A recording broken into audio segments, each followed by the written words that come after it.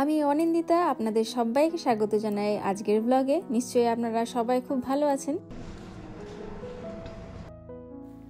কেউ যদি আমাকে জিজ্ঞেস করেন যে দেশের বাইরে থেকে দেশের কোন জিনিসটা আমি সব থেকে বেশি মিস করি, তাহলে কিন্তু আমি নির্দ্বিধায় বলতে পারি দেশে আলমারি ভর্তি আমার শাড়িদের, আর তার সাথে সেগুলো পরে কোনো বিয়ে বাড়ি বা অনুষ্ঠান বাড়ি যাওয়াকে। জানি অনেক আত্মীয় স্বজন এই ব্লগটা দেখার পরে হয়তো অভিযোগ জানাবে, আর আমরাদের কথা কি কোনো মনে পড়ে না? তো তাদের জন্য বলি, আসলে অনুষ্ঠান মানেই তো সেই আত্মীয় স্বজন বন্ধু বান্ধবের জমায়েত। তাই অনুষ্ঠান মিস করা মানে কিন্তু অন্য অর্থে তাদেরকেই মিস করা। আর আজকে এই সকাল সকাল উঠে শাড়ির জন্য মন খারাপ করার একটাই কারণ আজকে অনেক দিন বাদে বলতে পারেন একটু আনন্দ অশ্রু আমার চোখে হয়তো দেখা যাবে, কারণ আজকে আমি অনেক মাস পরে শাড়ি পরতে পারবো। ব্যাপারটা আর কিছুই নয়, আপনাদেরকে বলছি। অনেক দিন বাদে শাড়ি পরে, বাচ্চারাও ইন্ডিয়ান ড্রেসে।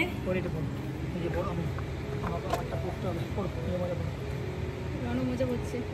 আজকে যাচ্ছি, সেটা হচ্ছে মানে একজন পরিচিতের মেয়ের, ওরা তেলেগু, তাদের বাড়ির বড় যে মেয়ে, তার হচ্ছে হাফ শাড়ি অনুষ্ঠান। হাফ শাড়িটা কি সেটা বলছি, অনেকে হয়তো জানেন, যারা জানে না তাদের জন্য আবার বলছি। তো সেই অনুষ্ঠানে যাচ্ছি, যদি অনেকটা দেরি হয়ে গেছে, ওখানে গিয়ে আপনাদেরকে সবটা বলছি। আবার এদেশে এসে বিভিন্ন সংস্কৃতির মানুষের সঙ্গে মিশতে মিশতে এত নতুন কিছু যে শিখছি, শেখার কোনো কিন্তু শেষ নেই আমার। যদিও এই ব্যাপারটা অনেক ছোটবেলায় কিন্তু একবার কলেজে পড়াকালীনই এক বন্ধুর কাছে শুনেছিলাম। সে যেহেতু চেন্নাইয়ে থাকতো, তাই তার বেশ কিছু অভিজ্ঞতা এরকম হয়েছিল।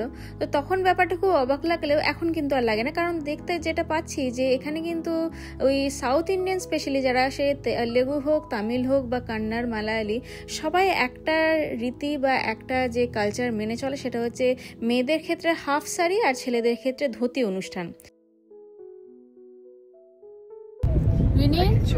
দেখি তাকা, কি সুন্দর লাগছে মামাকে আমার। রনো আজকে আমার কাছে চেয়ে ইন্ডিয়ান ড্রেস পরেছে না বাবা? ও এখন জানে কোথাও মা শাড়ি পরলে ওকেও একটা ইন্ডিয়ান ড্রেস পরতেই হবে, না বাবা? আর আমরাও আজকে অনেক দিন বাদে সুযোগ পেয়েছি একটু সাজা। এটা মানে অন্যরকমই লাগে না, একটা ইন্ডিয়ান ড্রেস পরলে একটা অন্যরকম সৌন্দর্য চলে আসে, উৎসব লাগে। তোর লাগে আনন্দ ইন্ডিয়ান ড্রেস পরে? হ্যাঁ, মনে হয় না একটা ফেস্টিভ্যাল। হ্যাঁ হ্যাঁ, ওইরকমই লাগে। আর আমার কানে দুলটা দেখ, একদম ম্যাচিং। কারণ জানতে এই কোশ্চেনটা আছে। হ্যাঁ, এই হচ্ছে সেই সুন্দর ব্রিজল্যান্ড, আমাদের কমিউনিটির পার্শ্ববর্তী কমিউনিটি, যার পুরোটাই শুরু থেকে শেষ হচ্ছে সুন্দর রাস্তাঘাট, লেক। কি সুন্দর লেকগুলো হয়ে রয়েছে, সত্যি তাই। আগে জানলে ব্রিজল্যান্ডে আমি তুমিকে ইনসিস্ট করতাম যে তুমি ব্রিজল্যান্ডে। প্রাইমারি ফার্মেটা যা ছিল না রোজি, ওটা না হতো না। You never know actually.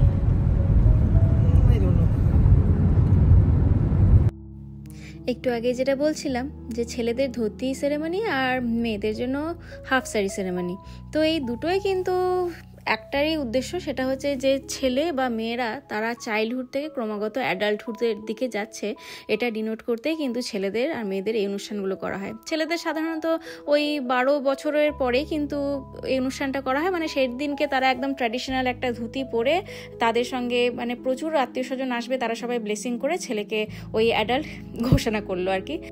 তবে মেয়েদের ক্ষেত্রে নিয়মটা একটু আলাদা, মানে মেয়েদের সাধারণত এই 11-12 বছর বয়সে যেহেতু প্রথম মেনস্ট্রুয়াল সাইকেল শুরু হয়, তাই এই সময়টাতে মানে যে কোনো মেয়েরই প্রথম মেনস্ট্রুয়াল সাইকেল হওয়ার পরপরই কিন্তু ওরা এই অনুষ্ঠানটা করে।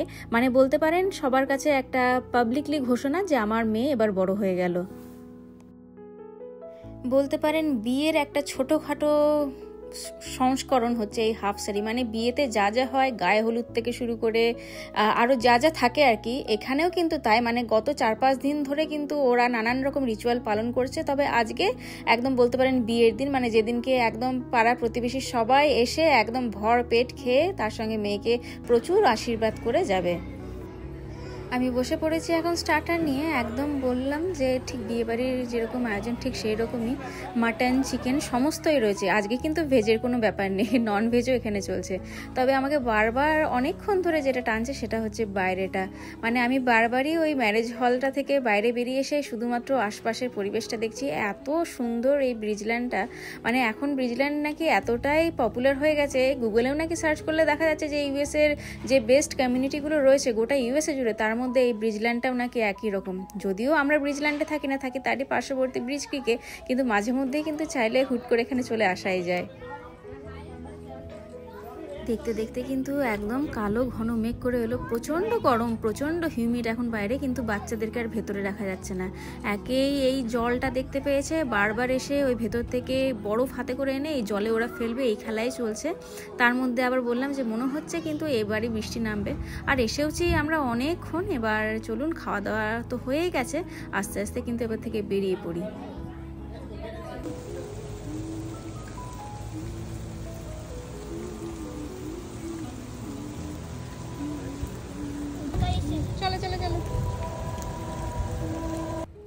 না, যেরকম ভাবা সেরকম কিন্তু হলো না। ভেবেছিলাম বৃষ্টির আগে আগেই বাড়িতে ঢুকে যাব, কিন্তু না, ওই বেরোতে বেরোতেই এমন ঝমঝমে বৃষ্টি এলো। যদিও এখান থেকে বাড়ি যেতে ওই 10 মিনিট মতন লাগবে। মানে ব্রিজল্যান্ড এতটাই বড় কমিউনিটি যে এক প্রান্ত থেকে আরেক প্রান্ত যেতে মোটামুটি 15-20 মিনিট লেগেই যায় ড্রাইভ করে। তো আমাদের এখান থেকেও সেই 15 মিনিটই এখন দেখাচ্ছে। আর এই যে এই রিটার্ন গিফট নিয়ে এবার চললাম। এই তো এখানেও বসা যায়। আমি চা নিয়ে আসছি। রেহান, এনজয় দ্য বৃষ্টি বাবা।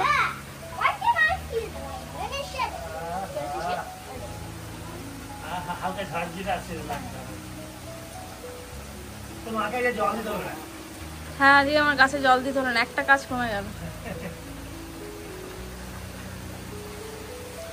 রেন, এটা তো বলছা না না হচ্ছে না, বসে তো না, কিচ্ছু হবে না, পারবি। হ্যাঁ, not wait, not wait, it is wait. দেখি, ও একটু, হ্যাঁ একটু। তুহিন জীবন, আমি ছোটবেলায় এরকম বৃষ্টিতে না, ছোটবেলা বৃষ্টিতে আমি এরকম বাস স্ট্যান্ডে দাঁড়িয়ে থাকতাম, বাস ধরবো বলে ছাতা নিয়ে। হ্যাঁ, এই দিনগুলো কি টাফ ছিল না আমারও। আমিও অনেকবার সে শাড়ি পরে ছাতা নিয়ে কোন দিকে সামলাবো বুঝতে পারছি না। বাস আর ভিড় বাসে তো এই ছাতা ভেড়া ছাতা নিয়ে চাপা। হ্যাঁ, আর লোকে এই ছাতা ইয়ে করে সরান, সে কি অবস্থা। ঠিকই, ইয়ের আগে সেও জানে সরানো সম্ভব নয়, যে চেপেছে সেও জানে আমি কিছু পারবো না, ইচ্ছে করে করছি না। হ্যাঁ, সেটাই। খুব ইয়ে, যাই হোক, ওটাও একটা লাইফ, এটাও একটা লাইফ। আমার জিনিয়াগুলো দেখ কি আনন্দ হয়ে আসে, আজকে পুরো জলটা নিচ্ছে, আজকে পুরো পুরো একদম মন ভরে ইয়ে করছে, জল নিচ্ছে আজকে গায়ে।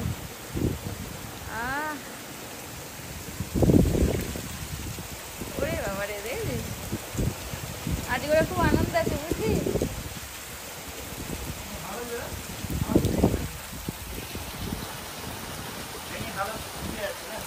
এতে গরম গরম সিঙ্গারা খাবো আর চা খাবো, আর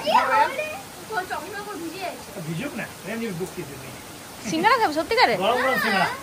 রিনি বলছে হ্যাঁ হ্যাঁ। ও সুইম, ও সুইম, সিঙ্গারা সত্যি করবো। তোর বাবার চোখটা ইয়ে ওয়াইপার দিয়ে মুছতে হবে। যদি স্নান করার আগে হতো একটু ভিজে নিতাম, দুপুরের দিকে হলে একটু ভিজে নিতাম।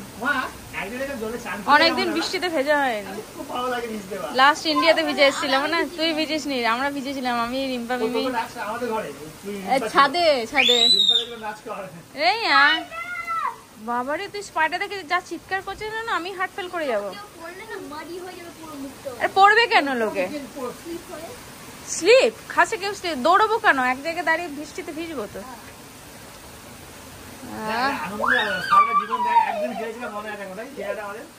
সত্যি তাই, খুব এনজয় করেছিলাম।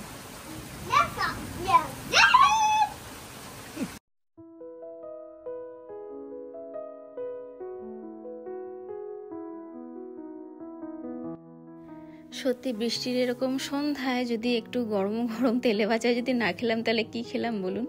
যদিও ওই বেলাটা বেশ ভালো রকমই খাওয়া হয়েছিল, তাই এই বেলার একটু হালকায় রাখবো। রিনি আর রনক দুজনকে দিচ্ছি একটু ব্রেড, মানে সেই ব্রেডটা বলতে পারেন খানিকটা পিজার মতনই খেতে, ওই অ্যালাপিনো ব্রেড বলে এখানে। আর আমার আর তুহিনের জন্য তো অ্যাজ ইউজুয়াল এখন চলছে ওটস করা, এইটা দিয়ে কিন্তু আজকে দুজনের ডিনার হয়ে যাবে। এই যে বেকিং শোগুলো দেখছিস, দেখলে হয় না, বেক করতেও হবে। বেক করতেও হবে, তোমাকে শেখাতে হবে। আমি শেখাবো? আমাকে তো কেউ শেখায়নি, আমি তো নিজে নিজে শিখেছি। আমাকে শেখাতে হবে। কালকে একটা কেকের প্যাকেট আছে আমার কাছে, অনেক দিন ধরে রয়েছে। আমি ভাবছিলাম করব। কালকে তুই করবি কেকটা? কেক না কাপ, ওই কাপ কেক আর কি। হ্যাঁ কাপে। ওটার উপর ক্রিম দেবে নাকি না মাফিনের মতো? তুই পারবি? হুইপ ক্রিম তুই পারবি না করতে। আই থিংক ইটসেলফই ভালো লাগবে। ফার্স্টে তো কাপ কেকটা কর, তারপরে হুইপ ক্রিম আমরা চেষ্টা করব করতে। কি flavour mixed? Chocolate cake. Can you give me a cupcake but with the cream today? Not to, yeah, I can give you. But you know the dot thing? I will take it off. Okay, I will take it off. ঠিক আছে, তাহলে আমি দেবো। কালকে একটা cake mix আছে আমার কাছে, তুই এটা নিজে পড়বি।